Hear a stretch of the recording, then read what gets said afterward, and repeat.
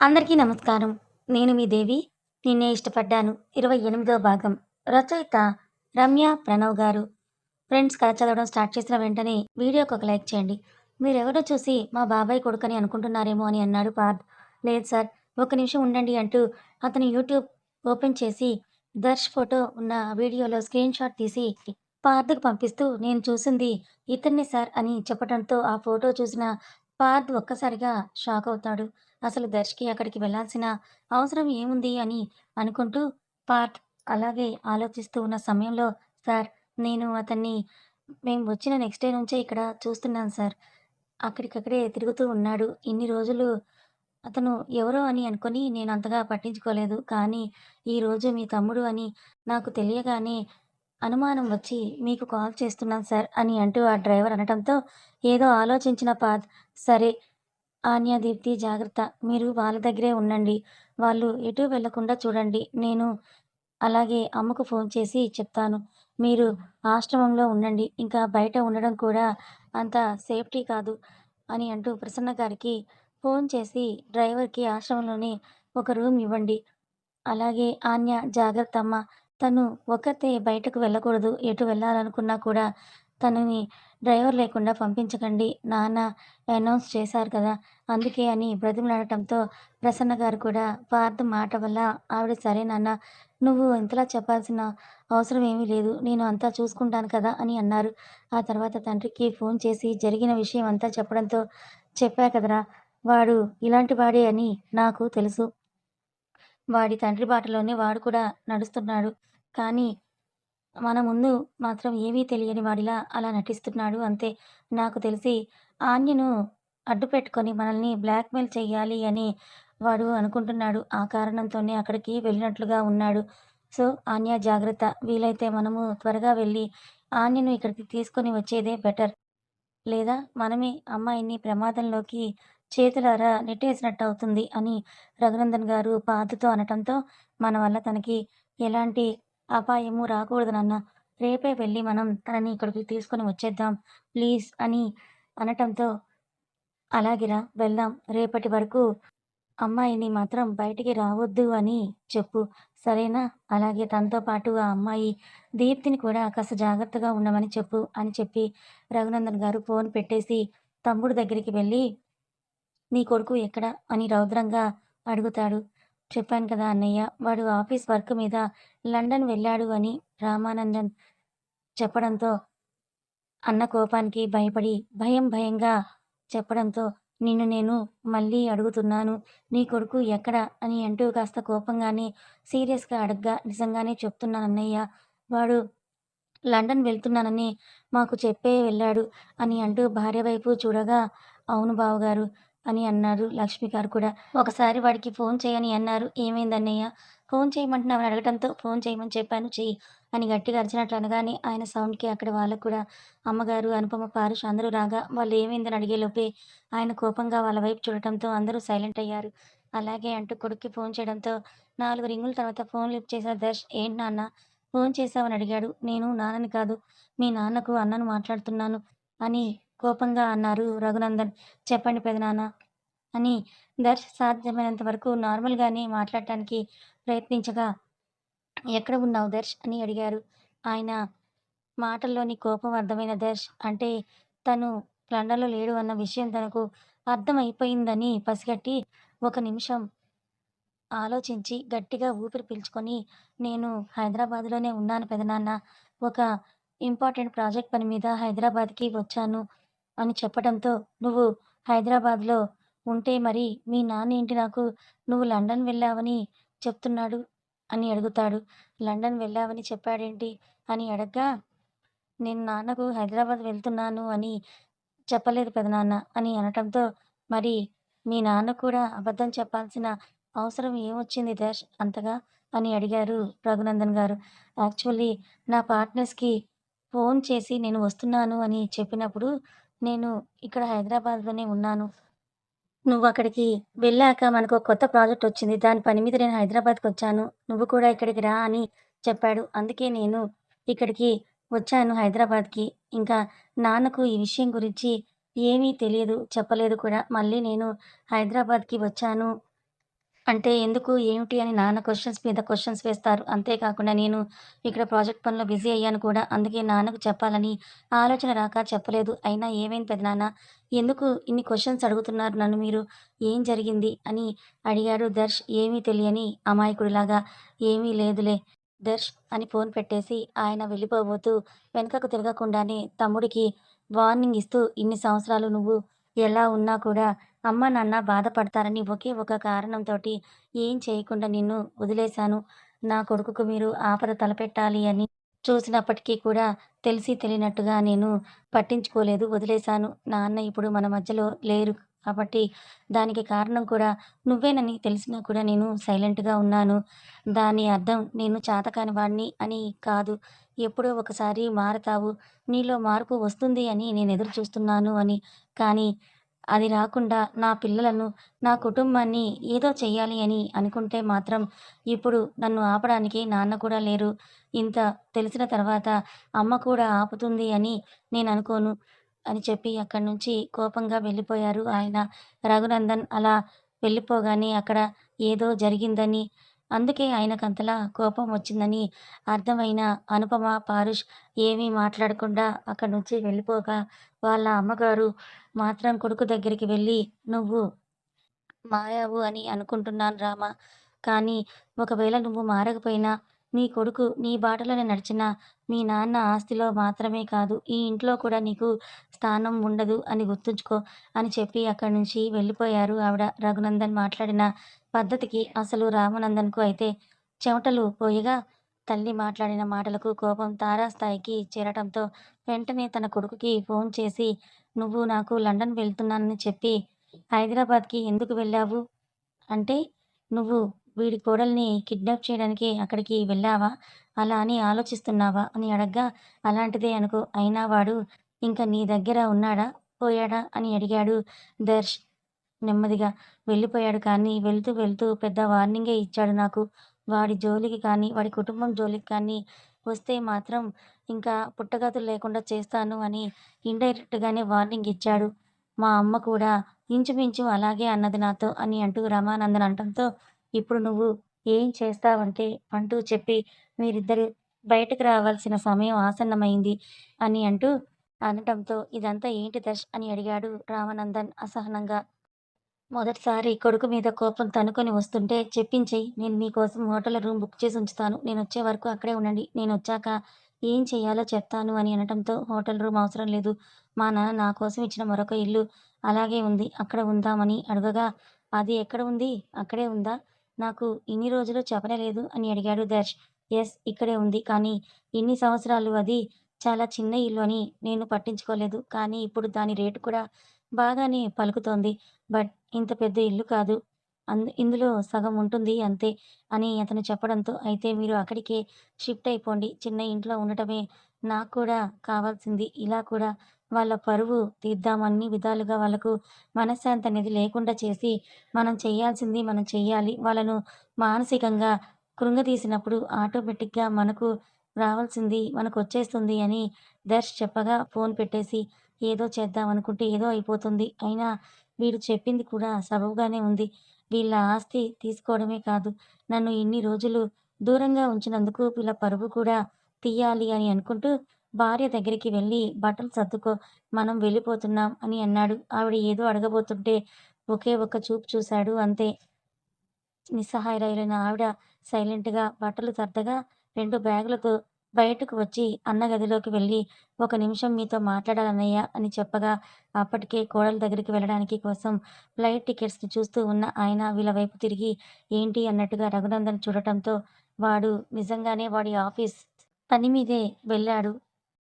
కానీ మీరు దేనికి అనుకోని ఇంతగా మాట్లాడారో నాకు అర్థం కావడం లేదు. మేము మారిపోయామని చెప్పినా మీరు నమ్మనప్పుడు ఇంక ఏం మొహం పెట్టుకొని ఇక్కడ ఉండమంటారు చెప్పండి?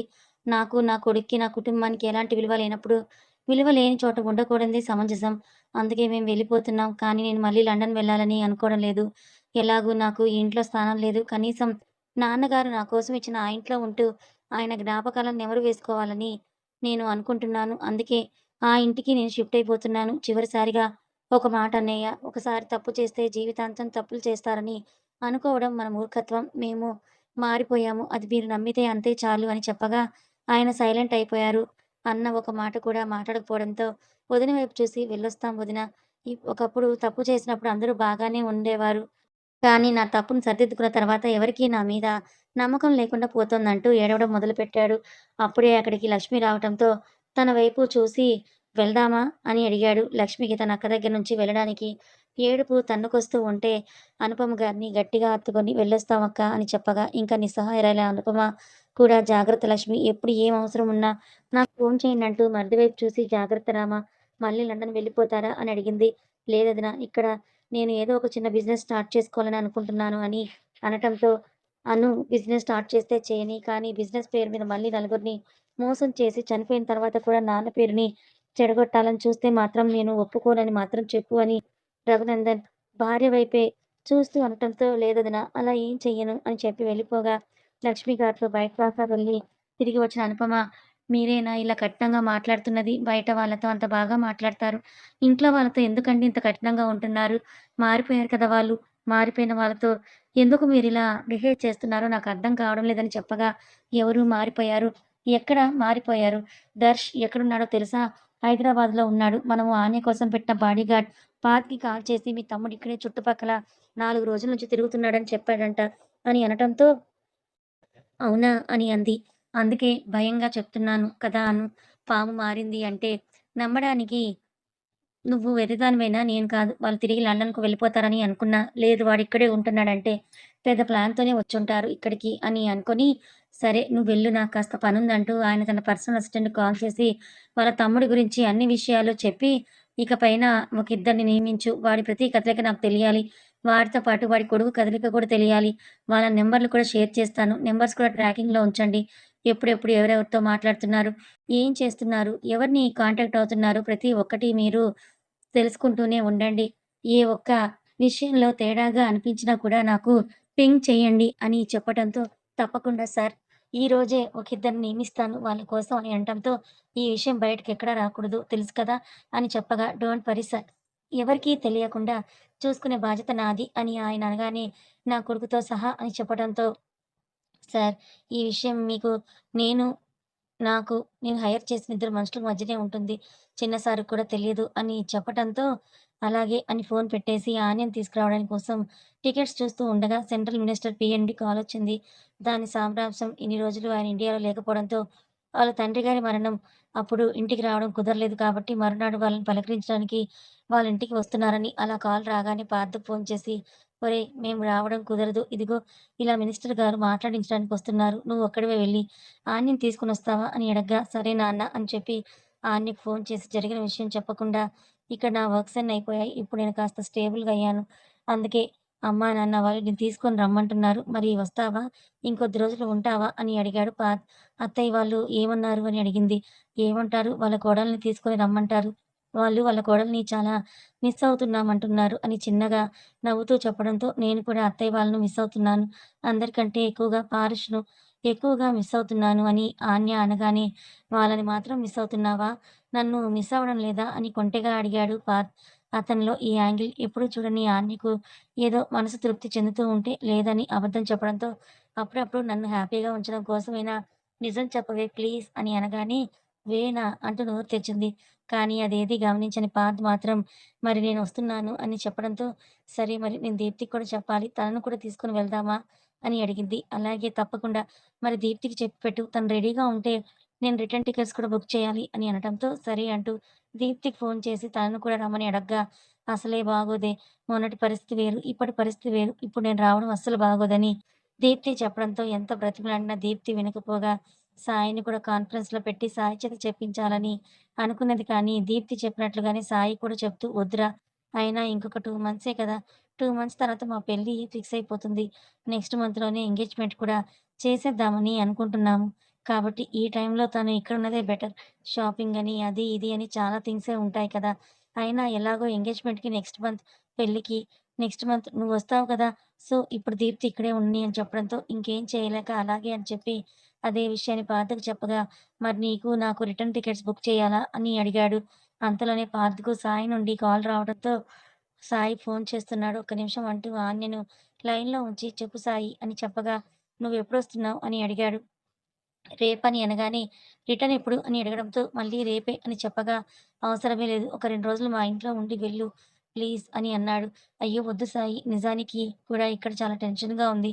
వర్క్ లోడ్ కానీ ఆన్యని ఒక్కదాన్నే అక్కడ ఉంచడం సేఫ్ కాదన్న ఒకే ఒక కారణంతో నేనిప్పుడొస్తున్నాను అని అన్నాడు. కనీసం రేపు ఒక్క పూట మా ఇంట్లో భోజనం చేసి ఎల్లుండి వెళ్ళండి.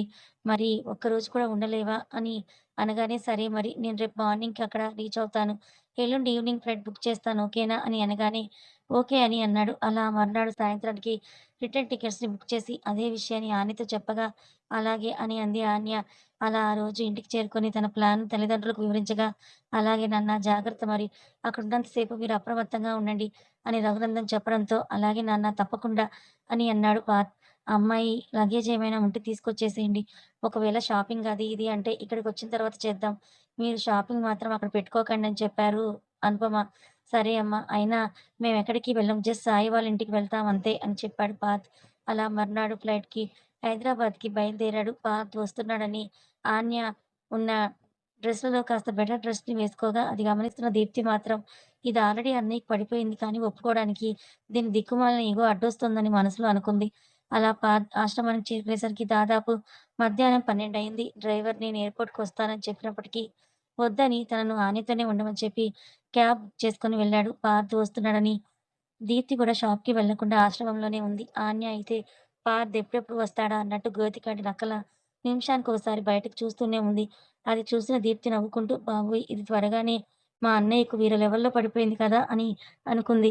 అలా పార్థ్ ఆశ్రమంలోకి అడుగుపెట్టగానే ఆన్య కళ్ళలో 1000 వోల్ట్ల బల్బుల వెలుగును చూసిన దీప్తి ఆన్య కంటే ముందే పరుగున ప పాత్ దగ్గరికి వెళ్ళిపోయి, "మీ ఆవిడ నీకు పూర్తిగా పడిపోయింది. నువ్వొస్తున్నావని తెలిసినప్పటి నుంచి అటు, ఇటు కాలు గాలిన పిల్లలా తిరుగుతూనే ఉంది. చూడు ఉన్న డ్రెస్‌లలో ద బెస్ట్ డ్రెస్ వేసుకుంది. అసలు మేకప్ వేసుకొని తను ఈరోజు స్పెషల్‌గా మేకప్ కూడా వేసుకుంది. సో, మీ ఆవిడ నీకు ఫుల్‌గా పడిపోయిందని అర్థమైపోయింది నాకు అన్నయ్య" అని చెప్పడంతో చిన్నగా నవ్వుతూ దీప్తిని చూసి, "ఎలా ఉన్నారు మీరు?" అని అడగ్గా, "మాకేంటి మేము సూపర్‌గా ఉన్నాం" అని అనగానే ఆన్య దగ్గరికొచ్చి తన ఎదురుగా నిలబడి, "ఎలా ఉన్నావురా?" అని ప్రేమగా అడిగాడు. నేను బావున్నాను. మీరందరూ ఎలా ఉన్నారు? అత్తయ్య, మామయ్య, పారుష్ ఎలా ఉన్నారు? అని అడగడంతో ఆళ్ళందరూ బావున్నారు. ఇదిగో నేను వచ్చేటప్పుడు మీ మరిది నిన్ను తీసుకొని రమ్మని మరీ మరీ చెప్పాడు. అండ్ నువ్వు వచ్చేటప్పుడు నీకేదో తెమ్మని చెప్పాడంట కదా! గుర్తు చేయమని నాకు స్పెషల్‌గా మరీ చెప్పాడు అని అనటంతో, "హహా! పారుష్ నన్ను చాక్లెట్స్ తీసుకొని రమ్మని చెప్పాడు" అని ఆన్య అనగానే, వాడి చాక్లెట్స్ పిచ్చి ఇంకా తగ్గడం లేదు చూడు అని అన్నాడు కాస్త కోపంగా. "అరే! తీసుకురమ్మన్నది నన్ను కదా! మీకెందుకంత కోపం?" అని ఆన్య అనటంతో, "ఓహ్! అలాగే బావ మీ ఇద్దరిష్టం. సరే అమ్మ ఎక్కడున్నారు?" అని అడిగాడు. అమ్మ తన ఆఫీస్‌లో ఉందని చెప్పగా, "ఒకసారి నేను అమ్మని కలిసొస్తానని బ్యాగ్ తీసుకొని వెళ్ళబోతుంటే, బ్యాగెందుకు నేను లోపలికి తీసుకెళ్తాను" అని అంది ఆన్య. సరే అంటూ ఆన్యకు బ్యాగిచ్చి దీప్తి వైపు చూడగా, "చూసావా మీ ఆవిడను" అని అనడంతో చిన్నగా నవ్వి, అవును అన్నట్లు సైగ చేసి ప్రసన్న గారి రూమ్‌కి వెళ్ళిపోగా, దీప్తి సాయికి కాల్ చేసి, "అన్నయ్య వచ్చేసాడు" అని అనటంతో, "నేను హాఫ్ డే పర్మిషన్ తీసుకున్నాను. ఆల్రెడీ నేను కూడా స్టార్ట్ అయ్యాను. ఇప్పుడు ఆశ్రమంకే వస్తాను. నలుగురం కలిసి లంచ్‌కి ఎక్కడికైనా వెళ్దాము. అమ్మ డిన్నర్ ప్రిపేర్ చేస్తానంది" అని చెప్పడంతో, "సరే మరి" అని అంది దీప్తి. అలా ప్రసన్న గారి దగ్గరికి వెళ్లి ఆవిడతో కాసేపు మాట్లాడుతూ ఉండగా, "మరి ఈరోజు ఎక్కడ ఉందాం అనుకుంటున్నావమ్మా? ఇక్కడే ఉంటావా? గది క్లీన్ చేయించమంటావా?" అని అడిగారావిడ. "లేదమ్మా! సాయి వాళ్ళ ఇంట్లో ఉండబోతున్నాము అందరం ఈరోజు" అని పార్th చెప్పడంతో, "సరే మరి" ఆన్య వాళ్ళ గదిలోకి వెళ్లి ఫ్రెష్ అప్ అవ్వని చెప్పారు ఆవిడ. అలా బయటకొచ్చిన పార్th డ్రైవర్‌ని కూడా పలకరిస్తుంటే తన గది నుంచి ఎదురు చూస్తున్న ఆన్య పార్త్ దగ్గరికొచ్చి, "వచ్చి ఫ్రెష్ అవుతావా?" అని అడిగింది. "ఆ! అవును" అని పార్త్ చెప్పడంతో వాళ్ళ గదిలోకి తీసుకొని వెళ్లి, "ఏమైనా తాగుతావా? బ్రేక్‌ఫాస్ట్ చేశావా?" అని అడిగింది. "చేశానురా. వీలైతే కాస్త కాఫీ ఇవ్వగలవా?" అని అడగ్గా, "అలాగే" అంటూ తను వెళ్ళిపోగా ఫ్రెష్ అప్ అయి వచ్చిన పార్త్ తండ్రికి ఫోన్ చేసి, "నేను ఆశ్రమంలో ఉన్నాను. ఇదిగో ఇప్పుడు సాయి వస్తాడు. నాన్న వచ్చాక నలుగురం కలిసి లంచ్ చేసి సాయి వాళ్ళ ఇంటికి వెళ్ళిపోతాం. మళ్ళీ మేము రేపు ఈవినింగ్ బయలుదేరుతాం" అని చెప్పగా, "అలాగే నాన్న." అమ్మాయి బావుంది కదా! అని అడిగాడు రఘునందన్. కథ కొనసాగుతుంది. ఈ కథ మీకు నచ్చితే లైక్ చేయండి. మరి కొంతమందికి షేర్ చేయండి. Thank you so much for watching.